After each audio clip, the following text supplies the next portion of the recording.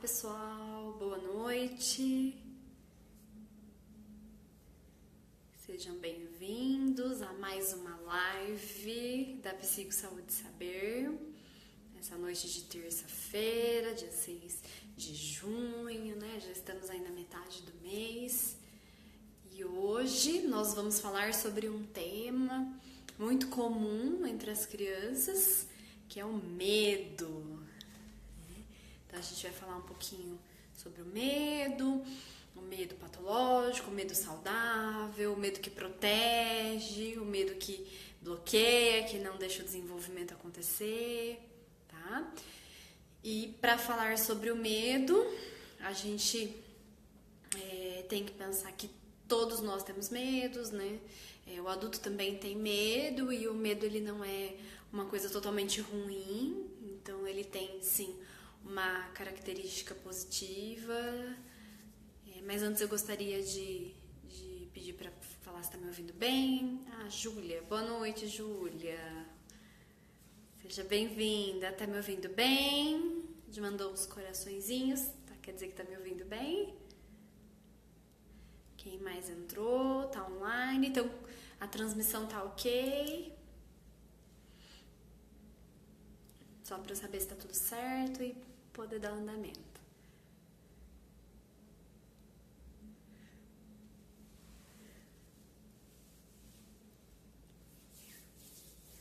Júlia, acredito que tá tudo bem, deve ser o atrasinho na conexão que deixa um pouquinho mais lento, né? Quando puder, Ju, me manda um joinha. Bom, então, o medo. O medo está presente em todos os seres humanos, em todos os animais, todo mundo tem medo. O medo ele é saudável porque ele protege a gente de perigos, né, reais. E o medo ele faz com que a gente não viva a vida sem se preocupar com o outro, sem se preocupar com nada. Então o medo ele traz essa preocupação que muitas vezes pode ser ruim, também pode ser boa, né? Então, por exemplo, se eu vejo um bicho, eu tô no meio do mato e eu vejo um bicho grande, um leão, uma onça, seja qual bicho for. E se eu não tivesse medo, não tivesse esse componente do medo, eu não iria ter nenhuma reação e talvez eu iria tentar me aproximar do bicho ou deixar ele me aproximar. Tá ótimo, tava compartilhando. Obrigada, Gil. Que bom que o som tá bom, então, vamos lá.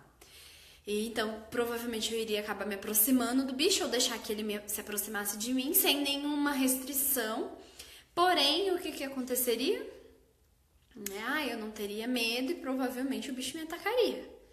Essa seria a condição. Então, o medo faz parte da sobrevivência, tanto do ser humano quanto dos demais animais, né? Então, o ser vivo, ele precisa, né? O ser humano, os animais, ele precisa do medo para proteção, para sua segurança, para continuar existindo, certo? Quando a gente não tem medo de nada, não é bom. Então, crianças ou adolescentes ou adultos muito destemidos, não é bom. Que bom, é porque ele é corajoso? Talvez, mas não ter medo de nada ou ser corajoso demais é perigoso, porque pode nos colocar em risco, pode nos colocar em situações perigosas. Quem for entrando aí, vai dando uma boa noite, um joinha para eu saber quem tá online aí comigo. Você que tá entrando, tá assistindo a gravação, também é só deixar seu comentário no final, falar se gostou dessa live. Bom, então, se a criança, né, então eu tô falando das crianças, se a criança não tem medo, é muito corajosa, a gente vai ter uma criança se colocando em perigo. A gente fala, a criança não tem noção do perigo, noção do risco. E aí os pais vão ter que ficar a todo momento resguardando essa criança para que nada de perigoso aconteça com ela, certo? Então, não ter medo também não é bom. O medo, a coragem em equilíbrio é bom para todo mundo, para a criança, para o adulto. O problema é que muitas vezes achar esse equilíbrio é o mais difícil.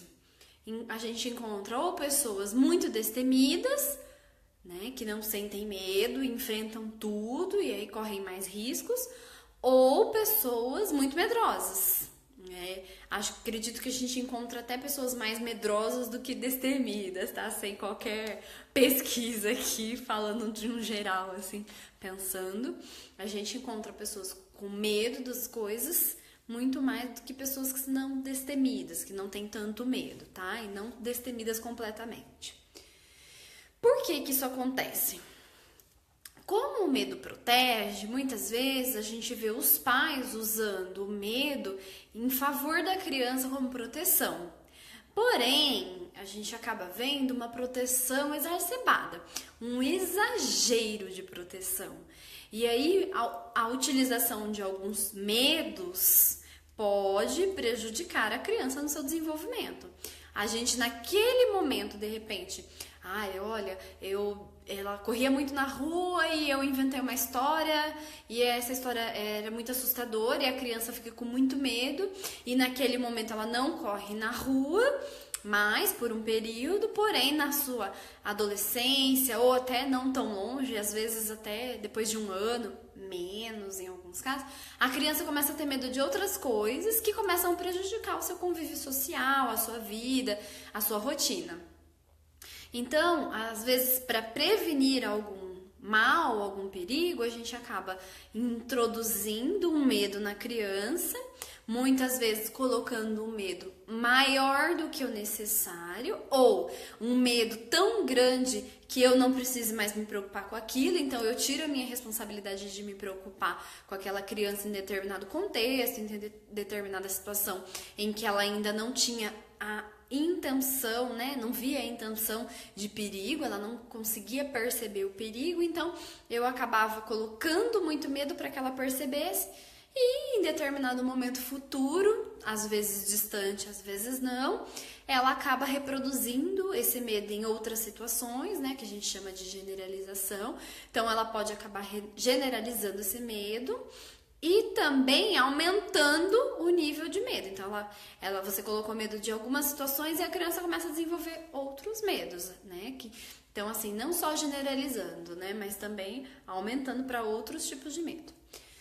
Bom, quais medos bem comuns, assim, né? Eu tava conversando com uma amiga na semana passada, também psicóloga, e ela tá iniciou, né, um mestrado, e ela iniciou um mestrado na área de dentista, que é para avaliar, ela é psicóloga, mas a área que ela tá atuando no mestrado em relação à criança e dentista, porque ela vai fazer um trabalho de prevenção e intervenção para medo de dentista.